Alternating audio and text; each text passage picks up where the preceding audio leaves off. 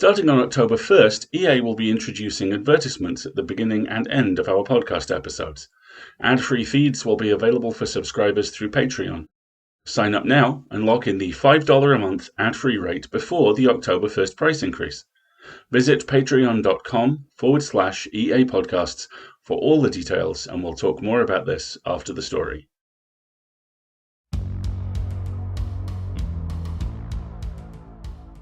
PseudoPod, episode 992, September 5th, 2025.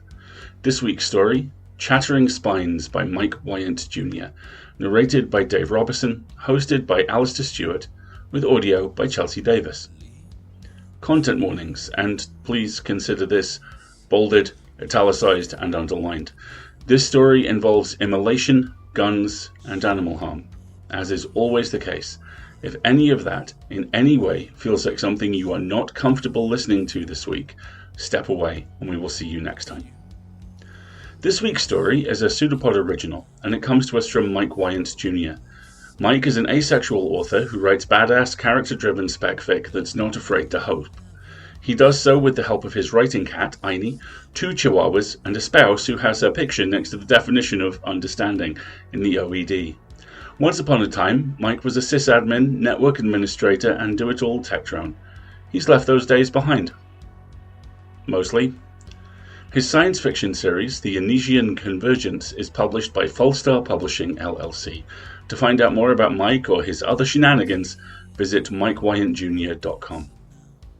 Your narrator this week is Dave Robertson, mayor of Buttery Manvoice City, profoundly good human, and, well, our character notes for this story said cat person. Dave might just be the ultimate cat person. Check out Catscast 16, Don't Mess with the Boss Cat, to find out. Now, in every sense, buckle up, folks, because the fire's rising. Ain't that the truth?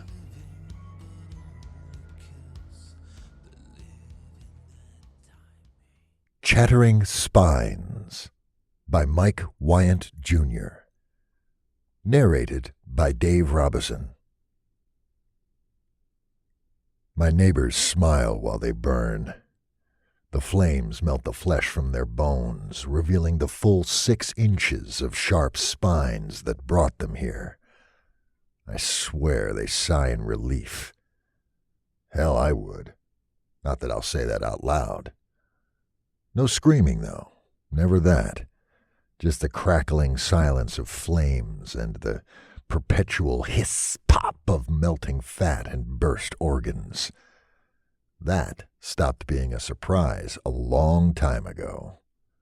Now, this is just my last shift at the burn pit for the day. The sky is black with starless night, thick gray clouds of sin and shame spiraling upward.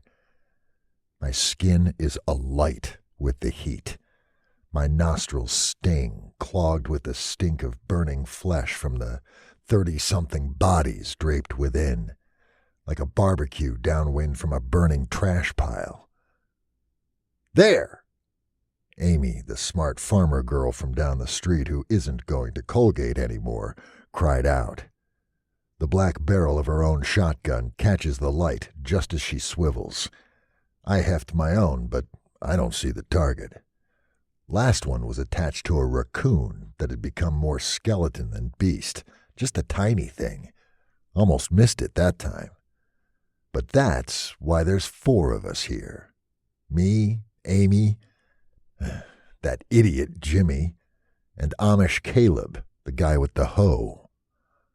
The glimmer of a muzzle flash sparks alongside the hard, grainy pop of buckshot from Amy's shotgun. I finally see it. One of the bastards who did this to us shivers and curls on itself at the edge of the fire pit. They aren't natural. Or not from Earth, anyway. At least, that's what the short wave says. But who knows anymore?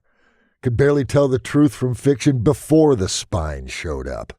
The hell am I supposed to do now? Not believe the things I see with my own eyes? I mean, look at it. That spiraling mass of hand-length prickers still twitches away just there.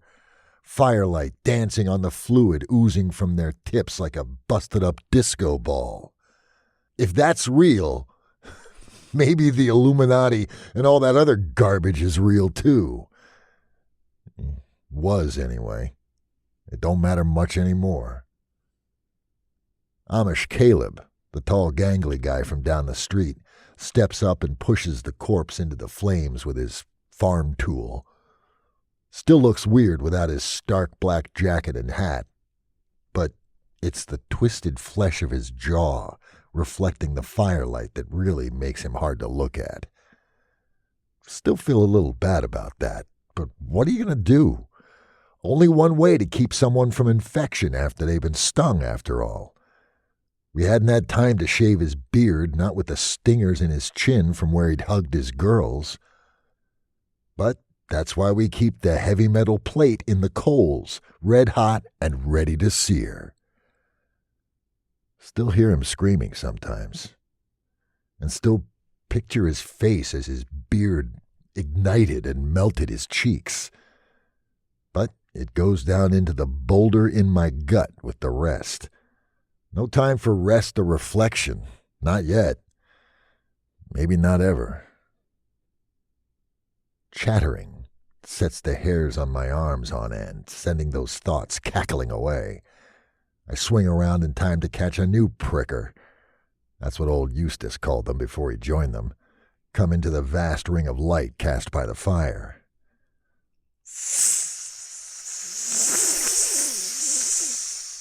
It's just the one hissing letter, but I've always been good with voices. Vicky. Cute little old lady from Columbia, town over next. 6 grandkids who all look like the mailman that isn't her son-in-law, and a beagle with an attitude as long as my old man's medical file. The sound means she's well and gone. Probably walked the entire 26 miles, even though she was using a cane last I seen her. Don't look at her feet, I remind myself. Never look at the feet. I step out of the way as she changes from a vague smear in the shadows to what's left of a human being. Vicky is just a wisp of the heavy-set woman with the bum knee.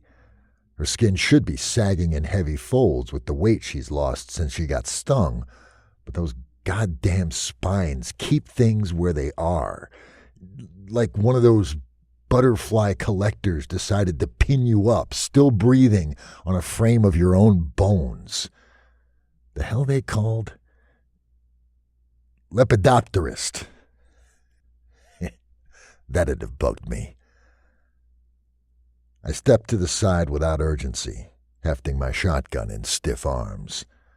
Years ago, I'd have run the other direction, but now we have the bonfires. That's part of the thing. Spines make people shiver, make them cold. Beyond that, a human is only good as a shell for these spiny pricks, a vehicle. Humans are just knockoff Nissans with no warranty, and the prickers are... Damn it, kind of lost that metaphor. Einie, my cat, would be pissed if she knew I'd stopped writing. She'd crawl on my shoulder after I snagged my coffee, then sit with me while I typed away. Every day. As Vicky shuffles by, I drop my old cat memories back into the narrow space reserved for them in my gut. Long, dried trails of blood soak through her thin shift, torn and ragged with wear and the constant bite of those needles. One of her breasts sways openly in the light, one long, long spine erupting straight from the poor woman's nipple. The venom veritably seeps from the end. A whiff of feces, urine, and a sharp, rattling tang burns my nostrils. Enough to make a man gag if I hadn't been doing this for so long. I avert my gaze and... God damn it! Her bare, swollen blue feet shuffle forward, the constant chatter of frozen teeth matching up with tonight's nightmares. No nails on those toes, not anymore. Just scarred patches in black, blue, and crimson. Bile washes the back of my throat, but I swallow it down before anyone notices. Vicky doesn't look my way as she steps into the coals. Doesn't stop until she lay atop the bonfire, clothes disappearing in a sweep of flame just before her flesh crisps black and sharp. I swear I hear the sigh. You can't, of course. No way over that constant roar. But still. Jimmy says I'm nuts. And I am, just not the way he thinks. But Jimmy still thinks it's safe to eat packaged meat, so he can go to hell. Only takes a minute until Vicky stops twitching. But those spines aren't still. They writhe, sharp silver lines dancing behind the wave of heat and smoke. Another 15 seconds, right on schedule, and her flesh rips open from the inside all the way down to the bone. I brace the shotgun and catch the pricker as it tumbles away and down the pyre. Big one here, which I expected given poor Vicky's transformation. Got it! I call out to Caleb, Jimmy, and Amy so they don't go and blow my balls off. They retreat a step as I circle the bonfire, still ready in case I screw up. Then, boom! Boom! Boom! Boom! Takes all 4 shots to set it to twitching in on itself, the spine stuck out like some twisted sea urchin. It ain't dead, not yet, but it will be. Caleb sweeps up again just like he always does. Guy can't hold a gun anymore without losing his grit. Can't say I blame him. Not sure I'd be able to if I'd had to watch my family kill themselves either. The shuffle of feet behind me tells me something is coming. Amy lets out a low whistle that sets the hairs of my neck on end. By the time I turn, Amy and Jimmy are stepping to the side. Beyond them, a small thing walks from the shadow on padded feet. Now I see it, it's not small, not for what it is. It's a black house cat, a white patch on her chest. Green eyes catch the firelight, slits locked on the pyre. My heart fills to bursting. I fall to my knees, the ache I've held back for so long breaking through my wall like they'd made Hoover Dam from popsicle sticks.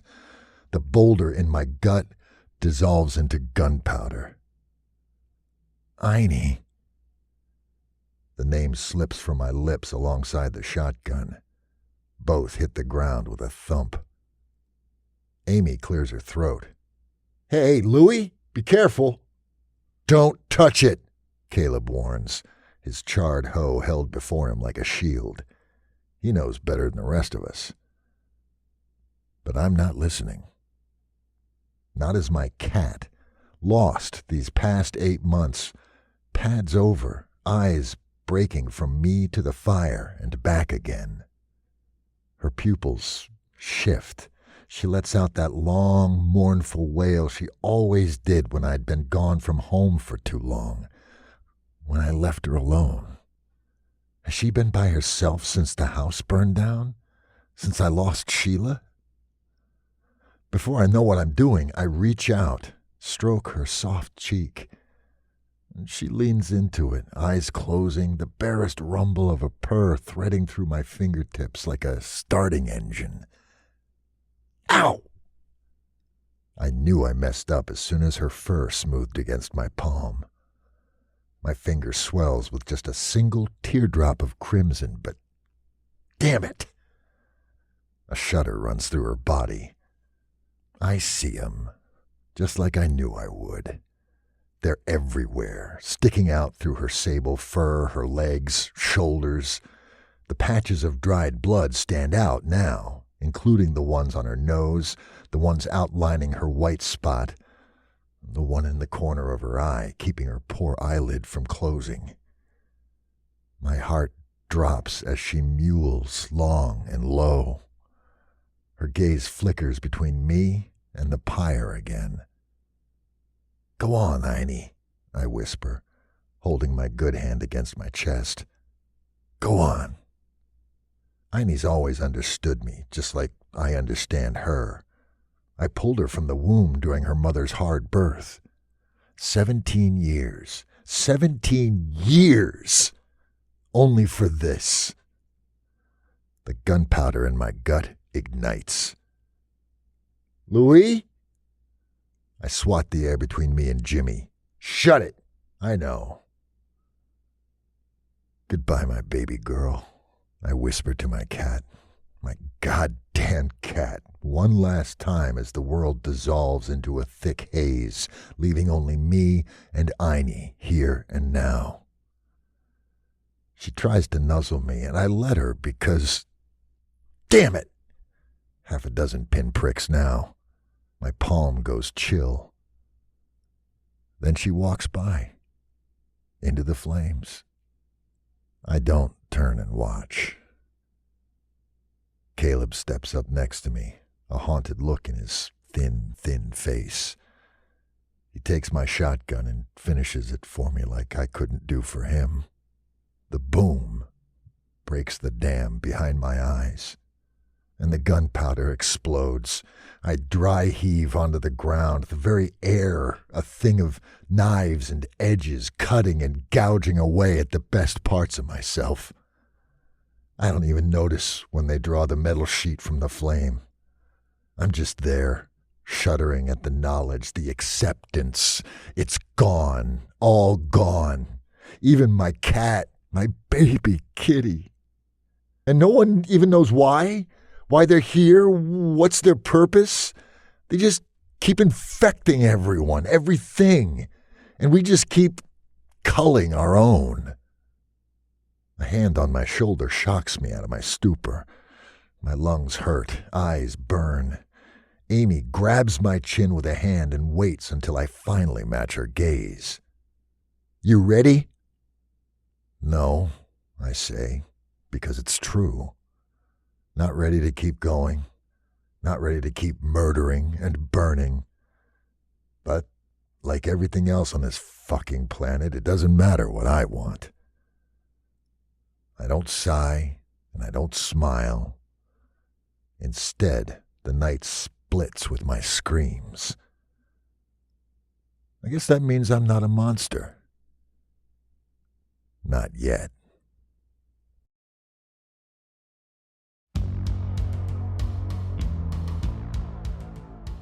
Whew. Everyone doing okay? Here's a note from Mike. I wrote this while at a writing conference called Superstars Writing Seminars back in February of 2022 after attending a session run by Kevin Eikenberry. I forget the details of the class and my notes are AWOL, but I came out of it obsessing over the idea of finding the most emotional beat of a story and crafting the rest from that singular moment. I think the elevator doors had just closed when the idea that became this story lodged itself in my brain, and 2 hours later, sobbing, I finished it in my hotel room. This version has only had minor edits for clarity from that initial draft, and I still cry every time I read it. Me again. There is a metafictional structure here that puts you on your ass every page or so, and it's incredible. By metafiction, I mean both the genre of the story and the way subversion of that genre is weaponized. This is a story as much about what isn't on the page as what is. We start not just mid-outbreak, but with the first act of stories like this receding into the rear view. Something terrible has happened. People are infected and infecting. People are dying and being killed. The inhuman has a beachhead. And it's not stopping there. This is a story I always enjoy reading, watching, playing, hell, even listening to. One of my earliest memories is listening to the Jeff Wayne War of the Worlds musical adaptation and being terrified by the ululating war cry of the Martians and the enormous crash of the music, and I'll link to the escape pod story in show notes that years later made me love that even more. We love horror because we love being scared, but not too much, and there's something distinctly comforting about this sort of story, something, oddly enough, mapped onto War of the Worlds' other incarnations. We know we win. We know it's just a matter of survival. It comes down as both the Spielberg War of the Worlds and M. Night Shyamalan's I feel, underrated signs show to accepting that you are not the protagonists in the world's story, and trusting that that will be enough to keep you alive. Sometimes it is. It goes less well for the main characters in Cloverfield, but the point stands. So, cutting the first act off that denies us the comfort of knowing what the story is. And then there is the close quarters brutality here, which just tips us over into something a little more familiar and a lot more horrific. As I write this, troops are on the streets of Washington, D.C. for reasons no one can fully understand. Pensioners have been arrested for holding signs protesting the genocide in Gaza in this country. And I woke up this morning to news that a scout troop had been racially assaulted elsewhere in the country because they had mistaken these children for migrants.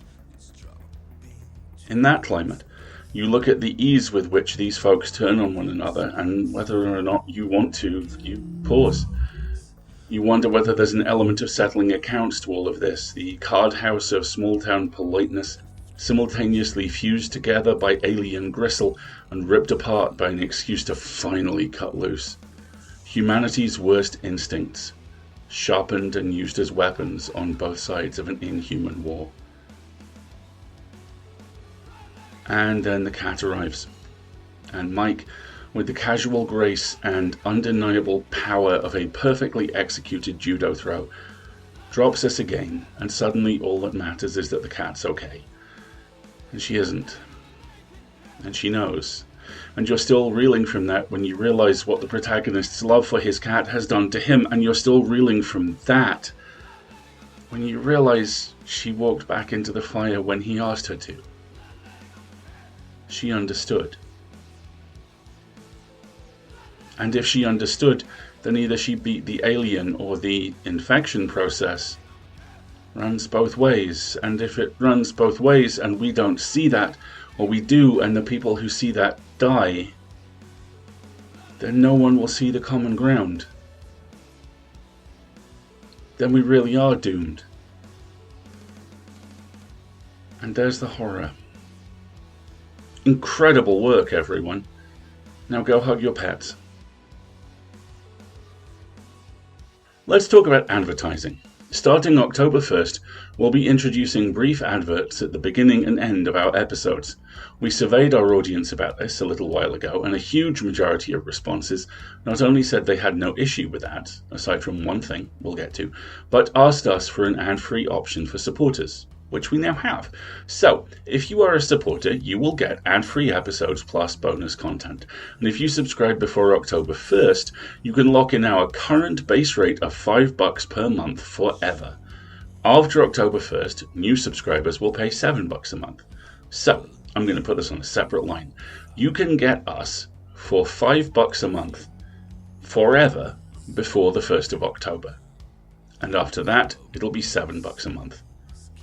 The one thing people did not want is mid-roll ads. Those are ads that land in the middle of the episode. I promise you, right now, on the record, that we will never, ever do mid-roll ads. Ever.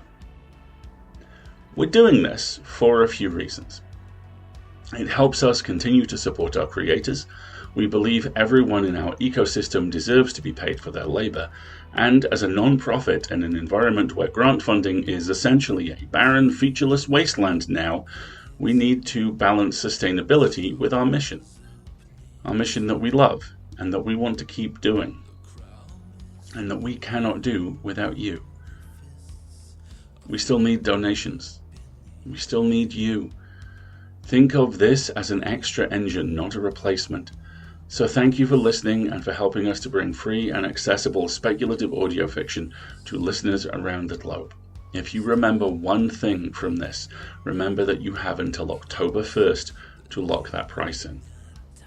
And if you can't subscribe, we still need and welcome one-time donations. Regardless of whether you do that or subscribe at that $5 before October 1st level, you are giving us more than just money. You are giving us stability, reliability, dependability, the chance to plan ahead, and on occasion to buy replacement salt in bulk for the protection circles. So, if you can, please go to PseudoPod.org and sign up by clicking on Feed the Pod. If you have any questions about how to support EA and ways to give, please reach out to us at donations@escapeartists.net. And if you can't afford to support us financially, please consider leaving reviews of our episodes or generally talking about them on whichever form of social media you are using to dissociate this week.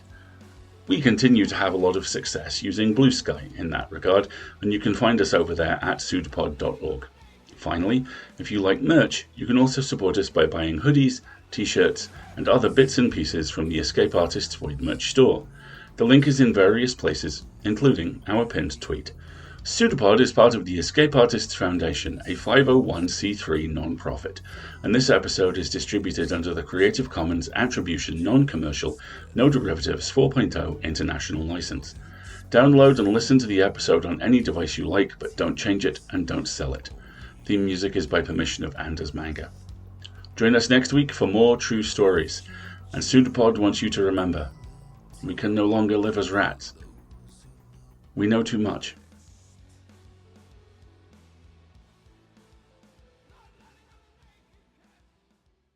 An arm appeared from nowhere on the shape, seemingly projected like the pseudopod of a protozoan. It's a pseudopod. It's a big foot. It's all about podcasts these days.